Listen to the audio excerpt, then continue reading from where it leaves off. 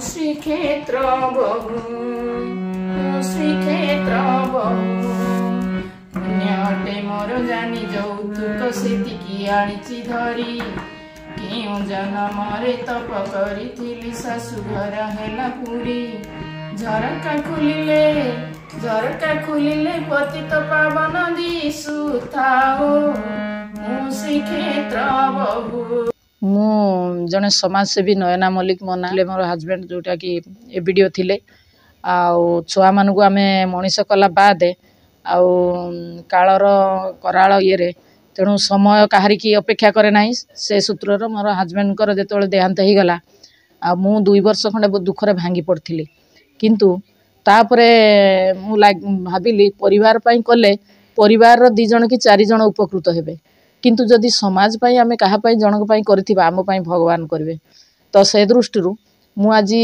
माने सब बेले गोटे एनगेज हवा पई आ पिला मानकू जेमती अभाव असुविधा न पड़े किंबा होची गाँ स्त्री लोक होंतु किंबा कोनोसी गरीब पिला होंतु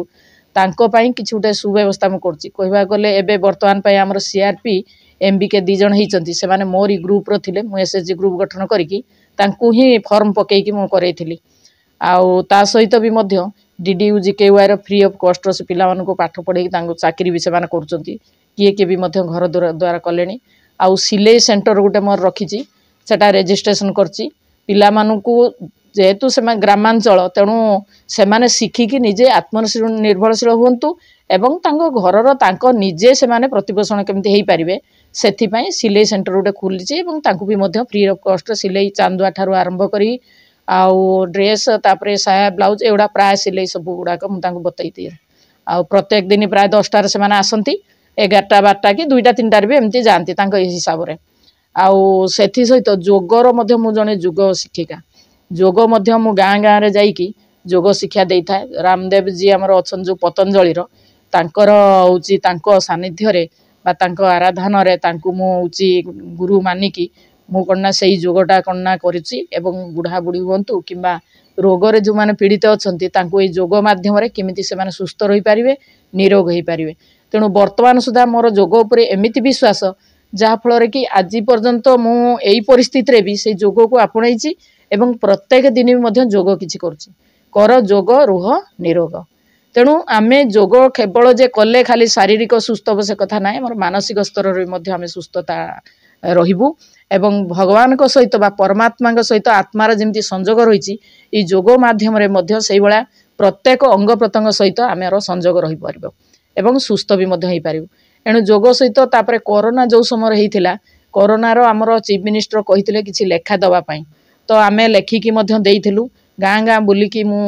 लोक मानकु मास्क बांटीची हाथ धोइबे केमती से विषय मध्य तांको उची शिक्षा देइची गाँ गाँ बुलिकी तार वीडियो मध्य मो पाखर रहिची आउ तापरे एई कोरोना समय भी मध्य आमे लेखा लेखी पठेइथिलु गोटे भजन संकीर्तन मंडली मु मध्य ऑनलाइन रो रजिस्ट्रेशन करछि आम टीम रो आमे 9 जण रजिस्ट्रेशन करथिलु वर्तमान सेटा बढ़ी की पाखा पाखी हेई गलेनी 25-30 जण हेई गलेनी अष्टम प्रहरी हो अन्य नाम यज्ञ जहाँ भी हो से माने जाई बाहर भी ये करंती आउ एबे भी मध्य गवर्नमेंट आमर गोटे से रजिस्ट्रेशन करछि बोली खुशी रो गोटे प्रोग्राम से आमको देइथिला जोटा कि बीएसके कार्ड आ ममता योजना तांकर जो रही 16टा ताकू मु 16 सूत्री नाम रे परिचय करैछि अन्य माने के कोन कहबे मु कहि परिबिनी तो सेटा मध्य गाँ गाँ बुलिकी आमे ताकू मो टीम धरिकी आमे 6 जण जाइकी सेटा को सचेतनता कार्यक्रम रे आमे सेथरे शामिल हेइथिलु तेणु ये सब दृष्टि गोटे ट्यूटोरियल मोर रही कारण विद्यादान ठारू श्रेष्ठ दान किछि नाही तो सेथि पई ट्यूशन मु मूलरू ही करूथली एठी जेतेले घर आरंभ कली सेबे ठारू जेतेले रहबी पिला मन पाखर मु करे आउ एबे भी मध्य करूची एबे पाखा पाखी 25-30 जण पिला ट्यूशन होउचंती तो से तेणु विद्या हुची श्रेष्ठ दान तार हुची मूल्य किछि नाही से दृष्टि सेटा को मोर लास्ट जीवन पर्यंत मु रखिची ट्यूशन टा पिला मन करेबी ता सहित सिलाई मध्य तांको देबी सिलाई होची शिखेबी आउ ता सहित जो माने के अभाव पड़चन चाकरी बाकरी करि पार नांती गवर्नमेंट रो जोटा फ्री रो आसी तांको मध्य गोटे दिशा देखेबी जे एई मार्ग रे गले तुमे चाकरी करि पारिबो किंबा तुमे लाइफ रो मध्य सक्सेस हेई पारिबो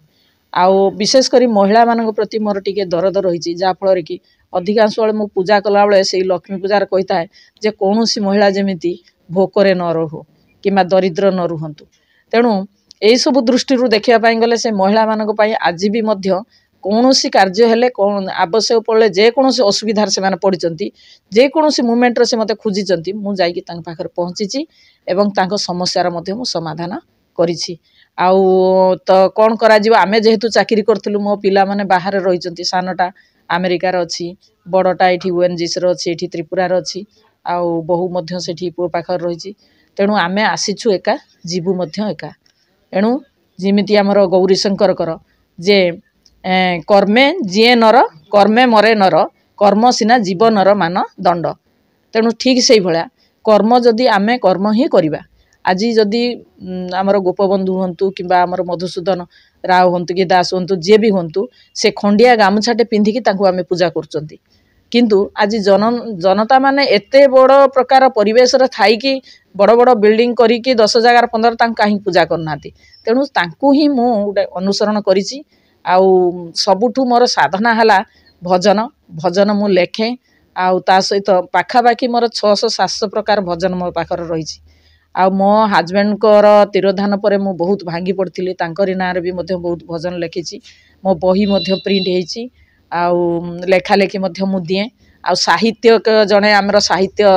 ମହତାବ ସ୍ମୃତି ସାଂସଦ ଯେଉଁ ରହିଛି, ସେଠି ମଧ୍ୟ ମୁଁ ରହିଛି। ଆମେ ଲେଖାଲେଖି ଦେଉ, ଆଉ ସେଠି ପ୍ରୋଗ୍ରାମ ଆମେ କରୁ। ଆଉ ତା ସହିତ ଯଦି କୌଣସି କ୍ଷେତ୍ରର ଆମର